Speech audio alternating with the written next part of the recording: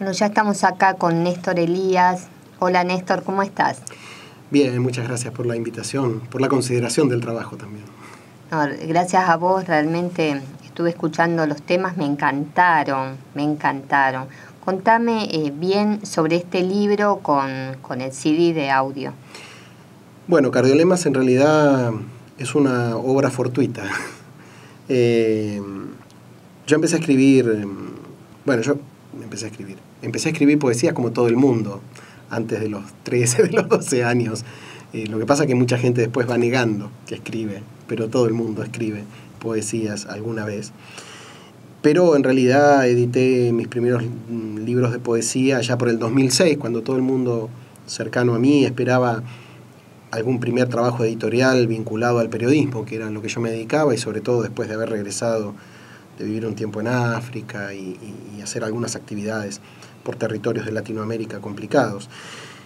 Y la verdad es que yo lo saqué en formato de poesía porque no sabía cómo sintetizar tantas sensaciones y tantos sentimientos juntos. Para mí era muy fácil hacer crónicas, porque es parte de mi oficio, y relatos. Pero la verdad es que lo que necesitaba era poder sintetizar sensaciones y sentimientos de una etapa muy intensa de mi vida. Y elegí la poesía y me metí en ese desafío. Los primeros 2 libros tuvieron que ver con eso. De esos 2 libros hay distintas poesías que terminan luego en Cardiolemas. Son poesías que fueron circulando por web, de mano en mano. Hay gente que se las copió en librillos, hay gente que fotocopió cosas en la universidad, en algunos lugares como Potosí o como San Pablo, lugares por donde anduve. Y gente que hizo traducciones. Hay traducciones de algunas de esas poesías al quechua, hay otra al catalá, al euskera, vasco. Y yo cuando me di cuenta que algunas de esas cosas estaban tomando una trascendencia que yo la verdad no esperaba, creo que me asusté y me dediqué un poco más al periodismo y saqué luego 2 libros de investigación periodística y la poesía quedó ahí, guardada. Seguía presentando cosas, me seguían invitando, pero ya estaba muy dedicado a mi tarea de trabajadora en el campo de derechos humanos y derecho indigenista. Cuando termino el segundo trabajo sobre el pueblo com, decido que tengo ganas de volver a escribir un montón de cosas y aparecen una cantidad de poesías nuevas. En un mes y medio, escribo como para tener otro libro en pie. Y le empiezo a mostrar a algunos amigos y en ese periodo me toca entrevistar a los chicos del dúo En Armonía en la ciudad de Buenos Aires. Ellos son de Paraná. Les regalo uno de mis primeros libros de poesía y al poco tiempo me escribe Guido pidiéndome autorización para ponerle música a un poema que se llama José que estás en las calles, que habla de la gente en situación de calle, que fue una etapa muy fuerte para mí, vivida. Yo había venido del África, pensé que nunca iba a ver una cosa así, volví en el 2001 y me encontré con que aquí estaban las familias en la calle del mismo modo que como las había visto en el África, comiendo de la basura. Y le dije que sí, me mandó la música, me dijo, si te gusta, le damos vuelo, si no te gusta, no pasó nada. Me gustó y la verdad es que me quedé muy impresionado con esa música. Me gustó y quedé muy también intimidado por el hecho de que nunca había imaginado que algún texto mío iba a tener música. A partir de allí, Guido se puso a investigar algunos blogs que hay de trabajos míos, básicamente de los primeros 2 libros, de Aromas y Huellas, Poesías de cierta intimidad y Del trazo que brotan los rostros del mundo. Allí encontró un par de cosas más y entre ellas encontró esta milonga que acabamos de escuchar. Y entonces, me dijo, estaría bueno musicalizar un par más de esas. Y empezó a musicalizar y me mandó, me encantaron, empezaron idas y vueltas de mails. Esto hace casi 3 años y entre idas y vueltas, 2, 3, 4, 5 canciones. Cuando nos quisimos acordar había material para un disco. Y entonces sí, ya empezamos a pensar en Cardiolemas como una obra integral. Yo escribo, no canto, no hago música, entonces la propuesta fue pensarlo como un audiolibro Primero porque nos gusta ir contracorriente, es casi como de rebeldes que nos propusimos eso. Pero además porque tiene una razón práctica. Yo soy un amante de los libros, me parece que los libros, digamos, generan una sensación distinta. A mí me pasa eso, me gusta tener los libros en la mano, me gusta leer las poesías de un libro, aunque después las lea a veces virtualmente. Y también porque en el libro se podían contar las historias de las historias, en definitiva.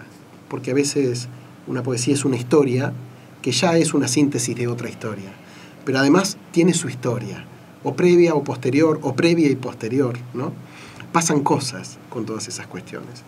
Y entonces el audiolibro era un formato muy apropiado porque nos permitía el juego de poder contar algo más de esas canciones o de esos poemas. Y bueno, empezamos a articular una idea y empezamos a pensar en una obra integral que me represente de alguna forma. Yo soy militante de derechos humanos, trabajo en el campo indigenista, pero soy un apasionado del amor, pero tengo una familia que adoro y tengo un hijo que me encanta y que es mi vida, y entonces es un todo, así me muevo en la vida, ¿no? Digo, nunca pude fragmentarme, ni me interesó hacerlo. Y entonces el libro tenía que tener eso, tenía que tener cuestiones vinculadas al amor de la pareja, a la paternidad, a la militancia, a la mirada social, a las inquietudes existenciales que me planteé a lo largo de mi vida, vinculadas al sentido de la vida, vinculadas a cuestiones que tienen que ver con la niñez abandonada, que es uno de los temas que siempre me afectó más y que me indigna más del mundo en el que estamos. Y entonces empezamos a articular esto y como eran golpes de corazón, cardiolemas fue casi un neologismo que cayó del cielo, como decir, eran cardiolemas, a medida que hablábamos era eso, ¿no? Y en el aire un poco el juego de todo mi trabajo radial, y también algunas de esas cosas fueron saliendo en el marco de hacer radio. Entonces jugamos con esas figuras. De ahí a convocar a algunos artistas que participen también fue un paso, porque uno tiene muchas relaciones a lo largo de todos estos años, gente con la que cruzó abrazos y gente a la que ayudó y que no iba a costar nada que ellos pusieran su voz, pusieran su impronta, pusieran su mirada. Y bueno, se fueron articulando. El trabajo duró casi 3 años, lo íbamos haciendo en el medio de ir haciendo otras cosas, pero un día estaba todo hecho, estaba todo prácticamente armado y digo, las composiciones son todas de Guido Tonina, un tremendo compositor entrerriano del dúo En Armonía, que es arreglador de Rafael Amor, de un par de discos de Rafa. Rafael Amor hizo el prólogo, me parecía que era la persona indicada por cercanía, porque él me conoce, porque es un tremendo poeta que todavía lucha por tener su espacio en la República Argentina. Todavía hay mucha gente que no lo conoce, lamentablemente, pero es un tremendo poeta, de los más grandes para mí. Y bueno, después la idea fue ver qué hacíamos con este nuevo formato, porque ir a contrapelo del mundo no es fácil. No es fácil, pero bueno, era parte del desafío. Así que acá estamos, ahora lo estamos llevando. Lo vas presentando por distintos lugares. Sí, lo estuvimos presentando en algunos lugares. El tema de que sea un audiolibro nos permite que yo vaya en primera persona y me apoye con algunas cosas audiovisuales. Lo presentamos como libro, en todo caso. Pero ahora vamos a hacer la primera presentación en un escenario en Paraná, ahí en la calle La Prida, 136, el sábado a las 21 horas, para la gente que ande por la ciudad de Paraná o Nogoyá o cercanías. Va a ser la primera experiencia en un escenario junto al dúo En Armonía. Vamos a hacer la música en vivo, los recitados en vivo y también algunas apoyaturas audiovisuales, con idea de que se empiece a ver ya más en 3 dimensiones estos cardiolemas, que en definitiva es lo que tienen, ¿no? Tienen como esos 3 ejes. Hay algunas poesías que recitaron, por ejemplo, Arturo Bonino, Juan Palomino o Claudio Morgado, que tienen un sistema de edición, un formato de edición muy radial, muy sonoro. Hay otras poesías que recité yo que simplemente tienen un acompañamiento musical muy suave y de voz bastante pelada. Y Y después también están las canciones, en donde han participado, como bien vos decías, artistas de mucha calidad artística. Le han puesto, digo, me acuerdo ahora, por ejemplo, de la gente de Violentango, por ejemplo, amigos entrañables, que están haciendo ese tango piazolesco y que vienen girando. Ahora estuvieron como 5 o 6 meses de gira por Estados Unidos, Europa, Centroamérica, y que esos tipos estén acá para mí es un orgullo enorme, ¿no? ¿Y qué sentís vos cuando escuchás los temas? ¿Vos alguna vez te imaginaste que...? No, nunca imaginé. Cuando era adolescente y yo hacía música, me animé a escribir algunas cosas, pero esas no eran poesías, esas eran cancioncitas. Y después nunca más imaginé que alguien alguna vez iba a poder, no sé, musicalizar un texto de uno, ¿no? Hasta el punto que ahora mi chiquito, que tiene 7 años y juega con la música y con sus instrumentos, a veces, me hace hacer unos pises grandes como de elefante, porque me dice, papá, un día yo voy a cantar tus canciones. Y claro, viste, es como decir, nunca imaginé, la verdad. Así que en ese sentido, muy agradecido a Guido, que le puso una magia, vuelvo a decir, el hecho de que él sea un compositor tan grande, porque incluso le puso música a textos que yo no hubiera imaginado nunca con música. Todas las poesías tienen una música o un ritmo en algún lugar, siempre, cuando uno escribe, cuando uno la lee, cuando otro la lee. Pero algunas eran tan difíciles para musicalizar, como la que grabó, por ejemplo, Yavor, Sombras y Fantasmas, que para mí fue, cuando la escuché dije, wow, mirá las cosas que puede hacer alguien cuando sabe de algo, ¿no? Me ha gustado mucho. Así que nada, me da mucha emoción, me parece que suma, que uno puede estar haciendo un aporte social también desde otro lugar, contando las cosas desde otro lugar. La canción lo que tiene es que te acerca más. ¿Y desde qué otro lugar? Desde un lugar distinto al que yo hago.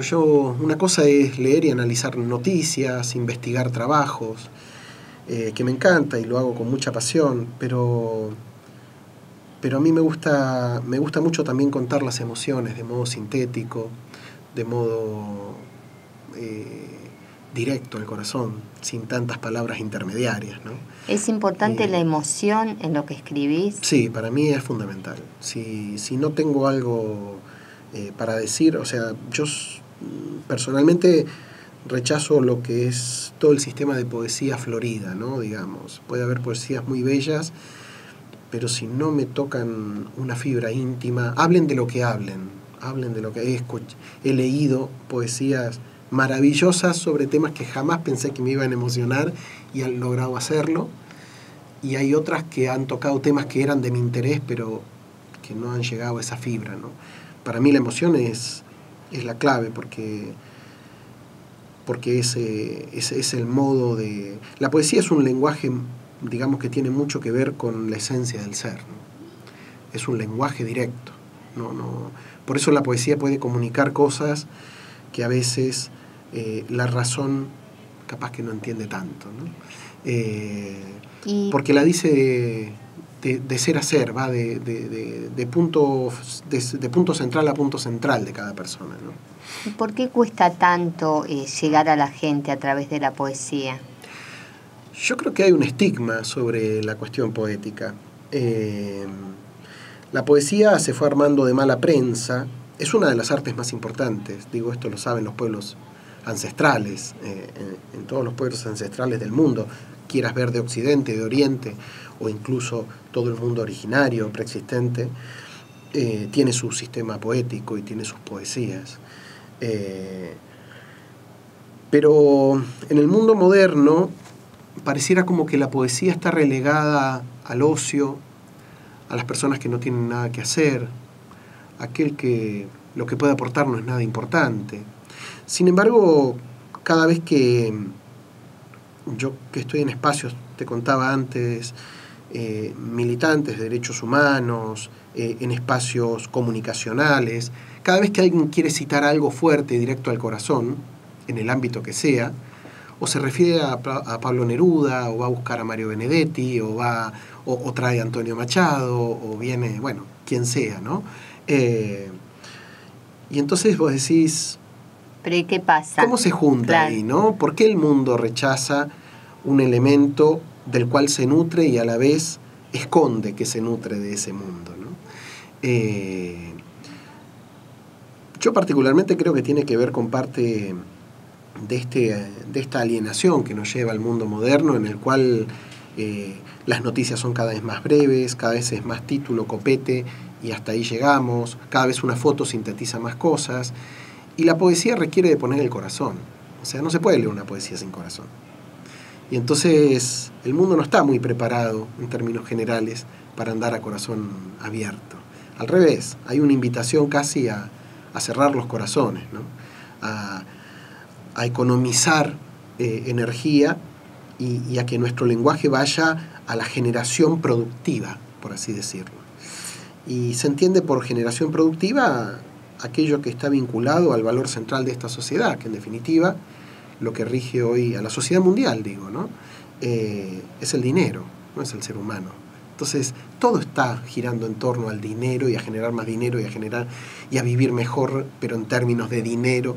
Claro, y la poesía no da dinero. Y entonces la poesía en ese campo es como que baila periférica, pero no logra entrar, porque cada vez que alguien la quiere poner ahí adentro, nadie les puede sacar un rédito económico a eso, ¿no? Y entonces yo creo que ahí hay un elemento clave para que ese estigma se sostenga, ¿no? Ahora, si vos me preguntás de qué se nutren la mayor cantidad de producciones en el mundo, las productoras más importantes, y se nutren de la música, se nutren de las editoriales, y todo eso que conlleva, que hay mucha poesía en todo eso. Lo que pasa es que está puesta de un modo licuado, ¿no? Y por supuesto habrá de distintas calidades, y por supuesto sabemos también que todo lo que se industrializa no necesariamente es poesía, pero bueno. Pero personalmente yo creo que hay mucho de eso, ¿no? Que lo existencial está escondido en estas épocas. La gente mira más el par de zapatillas que llevas, saca más cuentas de lo que tenés encima en comparativa con lo que sos. Porque la palabra no tiene tanto valor cuando están en presencia yo que me muevo con pueblos originarios, cuando están en presencia de gente grande, de abuelos, de ancianos. La sociedad en la que estamos, sobre todo en las urbes, en las grandes urbes, no es valorada, no es muy considerada, porque la palabra aburre, ¿no? Sí, la poesía es como que está considerada por algunos, ¿no? como aburrimiento. Pero ¿y vos no crees, por ejemplo, que, no sé, en los recitales poéticos, donde siempre van poetas, ¿no? Sí. Porque mayormente se nutre de poetas, que también esos círculos cerrados ahuyentan a la gente? Sí, yo he participado en algunos y en otros he decidido no participar. Yo creo que sí, cuando se trata de esos espacios que vos mencionás puntualmente cerrados, donde los que leen son poetas, pero los que escuchan también, me parece que no se le hace un favor a la poesía. Yo creo sí en los espacios abiertos, porque la poesía también necesita de la diversidad. La poesía necesita reflejar a la sociedad, para que la sociedad se sienta incluida en la poesía. Y lo que pasa muchas veces en esos espacios es que hay un egocentrismo tan grande que el que va a leer solo quiere que lo escuchen a él. Y cree que él es el que puso las palabras más maravillosas en un papel. Y hay una cantidad de elementos ahí que se conjugan que siguen siendo funcionales a este esquema que decíamos antes, de la alienación y de la pérdida del valor central, ¿no? Si uno logra poner como valor central al ser humano, a las personas, la poesía irrumpe, sola irrumpe, ni siquiera hace falta traerla, irrumpe. Eso se puede notar en cualquier reunión de amigos profunda, donde alguno tiene algún gusto por alguna cuestión artística y saca un comentario y si aparece lo esencial, uno ya se da cuenta que, aunque no se diga con un formato de rimas, ya empieza a haber un lenguaje poético en ese encuentro, distinto al que había un rato antes cuando se hablaba de otras banalidades, ¿no? Es que lo importante también es descubrir, ¿no?, que la poesía está en todo. Es que ese es el punto. Porque no es decir, bueno, poesía es un poema escrito, y no, poesía es todo. Es que aquel que puede sentir, yo lo planteo en la previa del libro, ¿no? En las notas previas, donde me planteo el tema de, digamos, como cuál es el umbral de la aventura, ¿no? Porque la poesía en definitiva es eso. Hay un umbral de la aventura. Para un escritor, para mí personalmente, el umbral de la aventura es el papel en blanco, que parece que no tiene nada, pero ya tiene un montón de cosas. Hay un montón de partículas allí, de nada, que hacen un todo. Y que uno lo único que hace es ponerse a jugar con esas partículas, encontrando allí el todo, para que capaz que salga nada, pero en definitiva esa es la aventura de escribir. Lo mismo le debe pasar a un músico cuando empieza a jugar con los silencios y una nota, ¿no? Y allí también hay muchísima poesía.